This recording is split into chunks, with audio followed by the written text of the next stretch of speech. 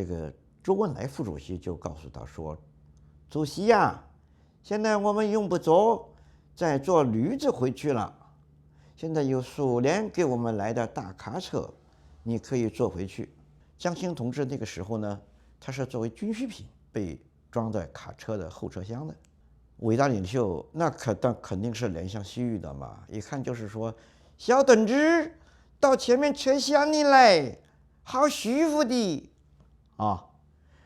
这个3个人呢，在这个车厢里一坐了以后，大家知道那个大卡车下面这个机器很热，这个屁股挨屁股的，这不热得很。他在那个地方才能非常豪迈的说：“好一派北国风光哦！”然后呢，他扶着栏杆，毛主席和江青同志啊，就在后车厢的颠簸当中度过了1天1夜。爆笑讲述毛泽东请示与乱伦。网友们好，我呢是网虫草虾，今年60岁了。1985年，我在江苏省镇江一中呢考了547分，进了中国人民大学贸易经济系商品专业。从那个时候起呢，我就成了一个动乱分子。我呢是喜欢聊聊天，从小呢就听这个外公啊、爷爷啊，跟着他们去那个书场听书。慢慢的，我觉得我们说些故事比较好。我可以告诉大家呢很多的故事，这些故事从哪儿呢？是从历史书的指缝里面看出来的。就是历史书啊，它写的都是真的。它在这个历史书每一本书的纸页的夹缝里面，它还有故事，你得细心的去看啊。我们现在最感兴趣的说，中国人啊，怎么都在纪念伟大领袖毛主席？你想想看，毛主席的3个太太都是死于非命的，他自己呢又是断子绝孙的。我可以告诉大家，他是断子绝孙的啊。存下的那个太子啊，毛岸青和毛岸英呢，他们是被顾顺章抓住杀掉了。这个故事是很长的，但是我可以很明确的说，但是后来的上海特科的有个人叫潘汉年啊，就帮他找了2个太子，他也是好心，只是没有送给主席本人呢去审核，跑到共产国际那已经注册认证了，然后呢再送给他。他知道是怎么回事，因为他一问说：“你们的小弟弟毛岸龙呢？”这个毛岸英说：“啊，说他走丢了，我们去讨饭的时候他走丢了啊。但是呢，他们的舅妈叫李重英，曾经在上海呀大同幼稚园的时候，亲一眼看着这个小老3毛岸龙是死在他的怀里的，他可能是伤寒，死于伤寒的。所以毛主席那么英明，那么正确，是不是？但是这个脸皮呢又不能撕破，所以这个毛岸青呢就比较知趣儿。他知道哥哥就是太嚣张，我们就是跟被人家认了太子来混饭吃的，你真的以为你就是太子了？结果他很嚣张，所以呢就被这个饭炒蛋了啊。那么毛岸青呢就一直的一声不吭，后来呢被这个谁呢？他的丈母娘叫张文秋。这个张文秋啊，原来是专门伺候共产国际的太君的啊，所以呢，他就把这个2女儿呢嫁给毛岸青，结果10年不育啊，怎么办啊？伟大领袖怎么能没有个孙子呢？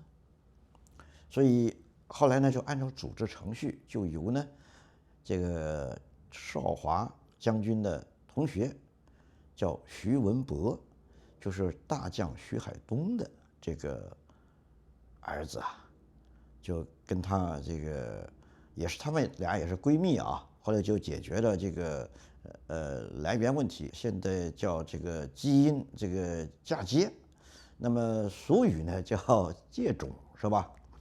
就有了我们这个毛岸青的儿子毛新宇将军。这个小老弟呢，当初在人民大学的时候啊，跟我同学，或者说是叫校友吧，比我低2届。每天傍晚的时候，看到他学着他爷爷，踱步的样子，但是我们旁边看呢，那个神态不像，是不是？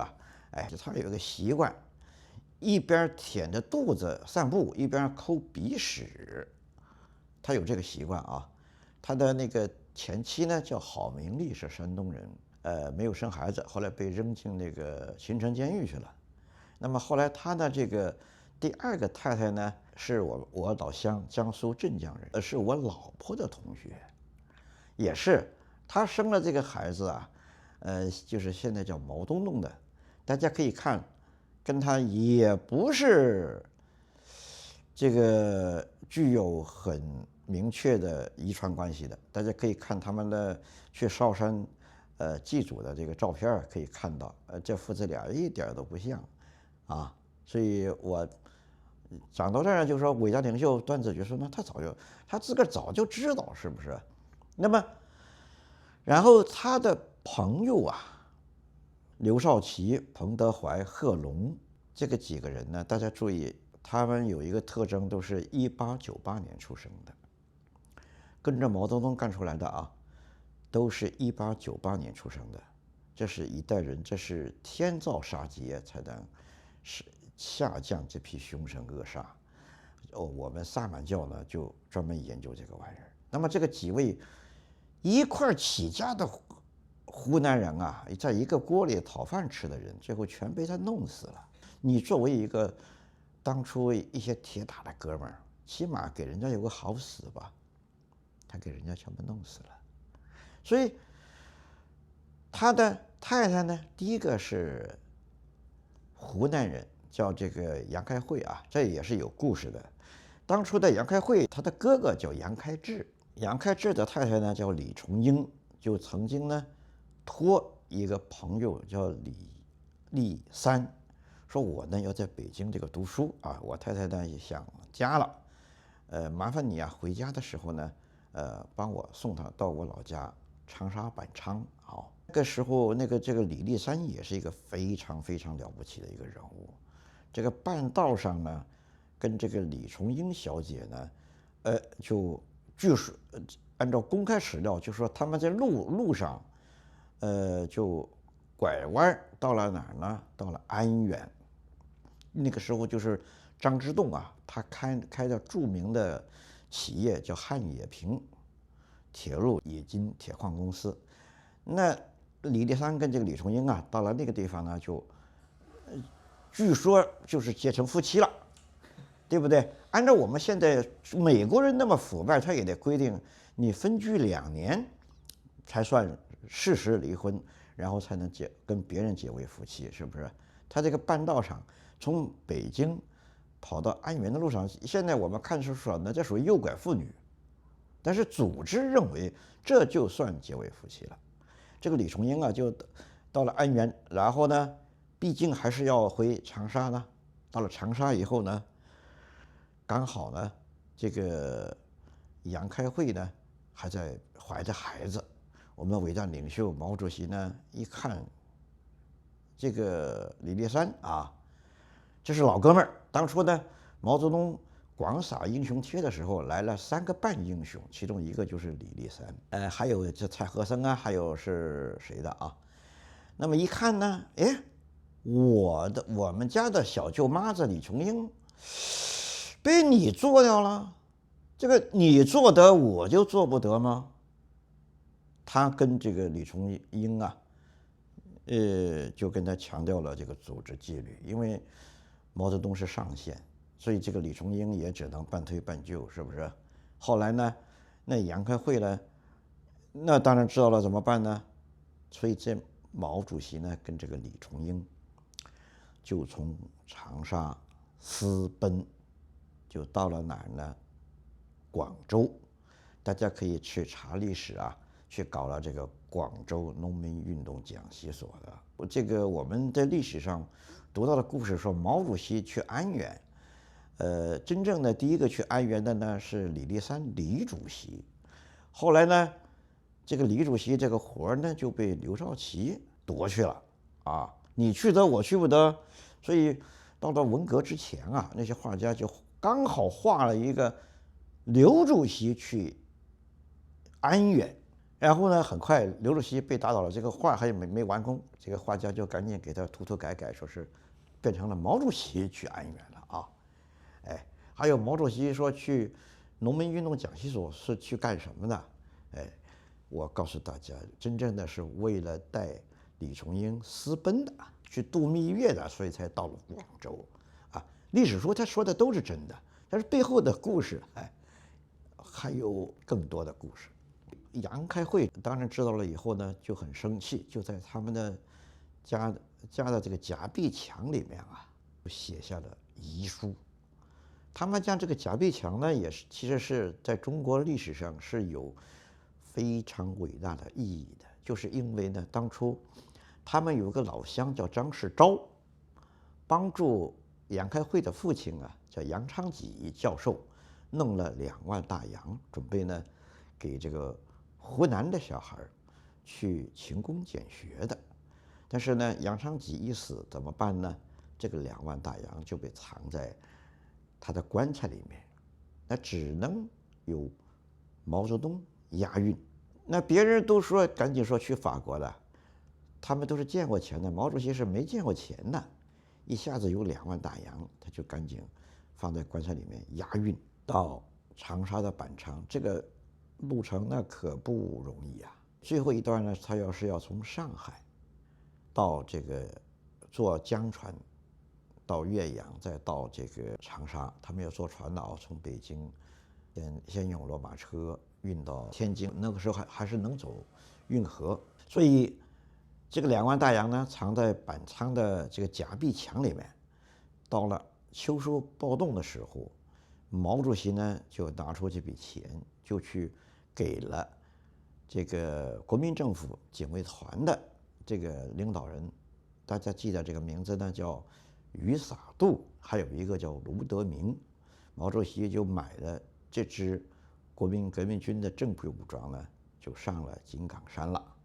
所以杨开慧就说，毛主席不仅是政治流氓，还是生活流氓，是不是？你们想想看，不仅是政治流氓，还是生活流氓。所以后来杨开慧同志就死于非命了。后来到了第2个呢夫人叫贺子珍，也是有故事的。当初毛主席的弟弟看上他的，说我哥哥已经有嫂子了，你跟我吧。这就是毛远新的爸爸。但是17岁的黄花闺女，她当然是喜欢成熟的老大毛主席，因为他有恋父情节嘛，是吧？所以呢，后来贺子珍被扔在上海的精神病院里面的。那么之前呢，因为毛主席已经看上了著名的上海电影明星江青，相当于现在的好莱坞明星啊，放一个巩俐或者章子怡摆在你面前，你能不要吗？是不是？贺子珍呢，当然是你已经完成了历史使命了嘛，是不是？所以就把它放到搁冰箱里去了。这就是他是送到苏联的。他送到苏联是因为什么呢？就是跟那个毛岸英一块去的。这是一个蒙古人的传统，就是你到我这儿来投靠我，你想借我的兵，借我的钱可以的，但是你得抵押。所以那你怎么办呢？你把老婆孩子压在我在这儿。你看当初刘邦啊也是，他老婆孩子都是放在项羽那儿的，是吧？为什么呢？这就像银行啊，现在给你那个抵押贷款似的，因为你第1桶金你娶了老婆生了孩子，送到我这儿来抵押，然后呢我给你兵给你钱给你粮草，所以呢你如果这个跟我翻脸的话呢，那对不起，我是要杀掉的，那江湖上就耻笑了，你连自己的老婆孩子你都保不住，而且呢人家借钱给你的金主啊，你敢把他惹翻了，是不是？那你这人在江湖上就没信用了。所以贺子珍那个时候呢，是以这个质押夫人的这个名义去的。那么后来江青同志呢，在1949年啊，伟大领袖毛主席就送他去这个莫斯科，叫检查妇科病。其实这个作用是什么呢？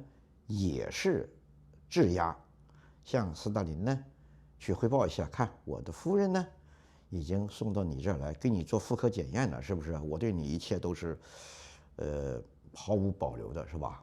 这是一个姿态。所以你们看呢，你如果做一个男人，你想成为毛泽东的战友和儿子和孙子吗？你肯定不乐意。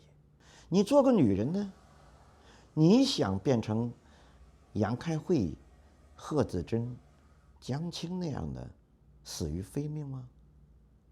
你也不乐意，是不是？所以，我们崇拜伟大领袖，就导致一个很荒诞的结果：我们自己愿意做曾经追随毛主席的男人或女人吗？是吧？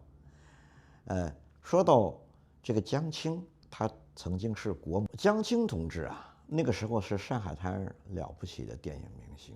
其实呢，他有一个真实的身份，是伟大的无产阶级革命家康生先生家里的小萝莉。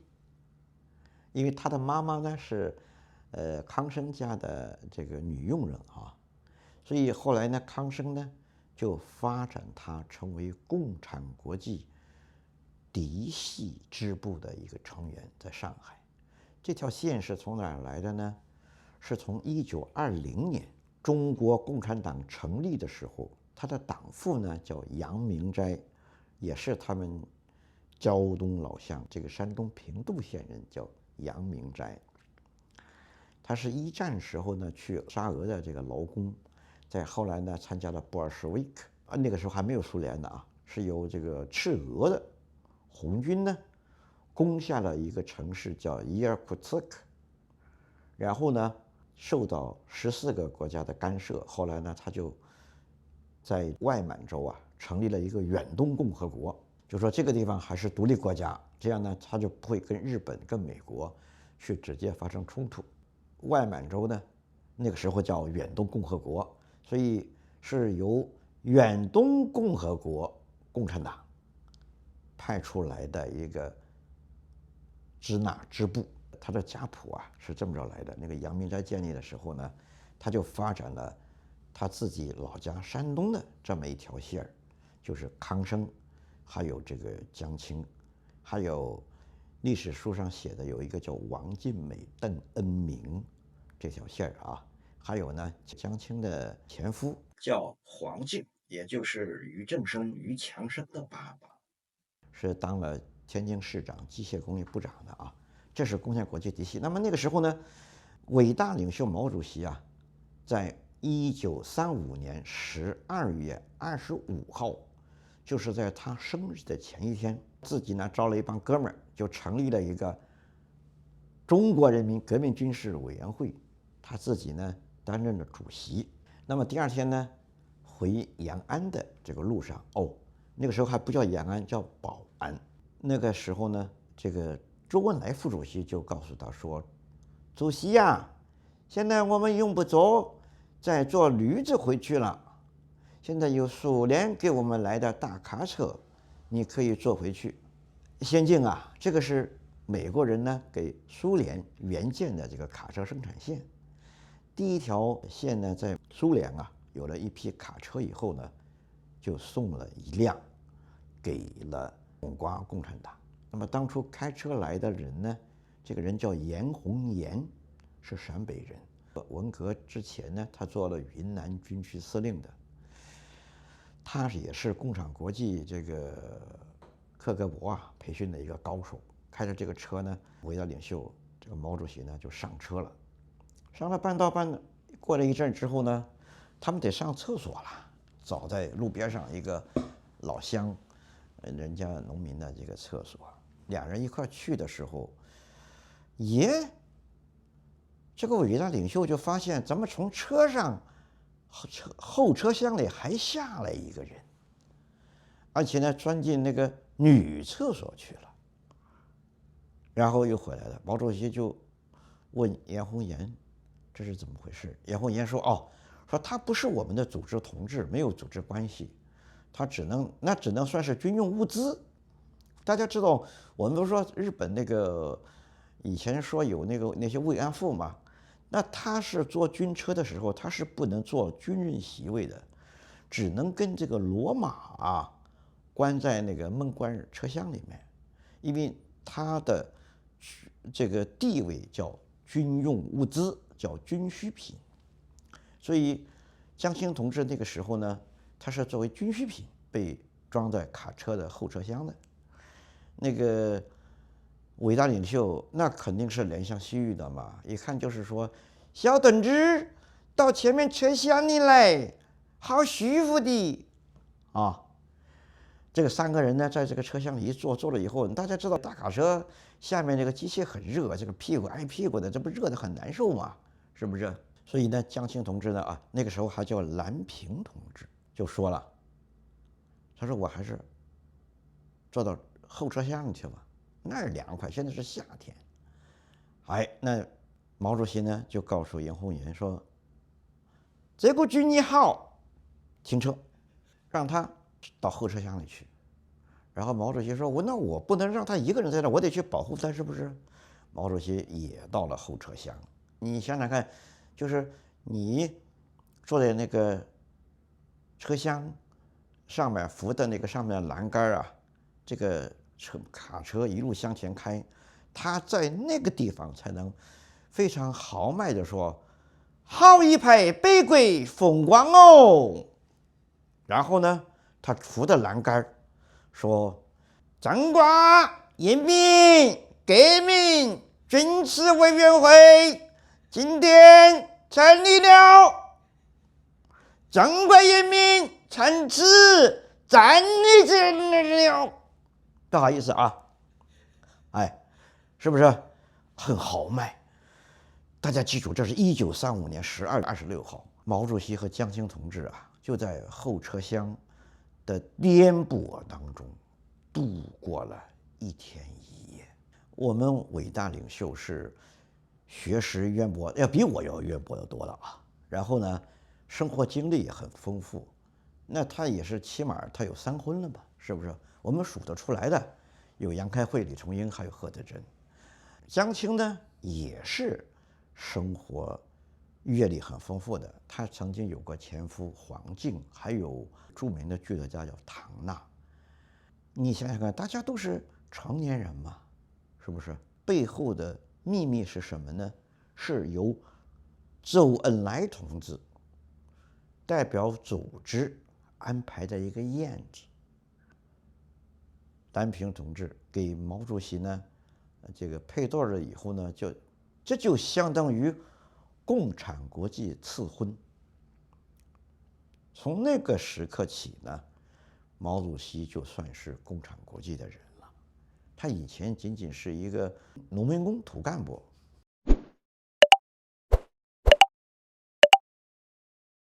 他的本质是一个农民党，下面咱们再说所以这个江青呢，后来到了文革的时候，当年为他们开车的严宏元已经成了我军的上将了。文革的时候被迫害自杀，临死前呢写了个纸条说，就是江青害我死的。为什么呢？就是因为他当初做了这个御用车夫。那天上底下的秘密，除了毛主席和这个江青同志，就他知道了，对不对？坐在驾驶室里面的时候呢，他是有一个后视镜的，就是3个人坐在驾驶舱里面的话，驾驶员呢通过这个后视镜就可以看到别的2个人在干什么，是不是？然后呢，那个大卡车驾驶舱到后面的那个货箱中间是有一块这个窗户的，所以呢，他通过这个后视镜，透过那个窗户，是可以知道后厢呢发生了什么惊天动地的事儿。当然了，严宏元同志的组织纪律性很强的，从来没有说过。但是你知道你不说别人不等于别人相信你没说，或者相信你以后不会说，是不是？那只能有一个最好的办法，就是让你永远别说了是这么个回事儿。那么我们为什么要说毛主席是个农民工呢？下期详细讲解毛主席为什么是农民工。中国共产党里面有一个完人，叫这个周恩来。他为什么是一个完人呢？为什么是不倒翁呢？大家都不知道。其实真正的完人是他的太太邓颖超。中国共产党里面最顶尖的高手是邓颖超，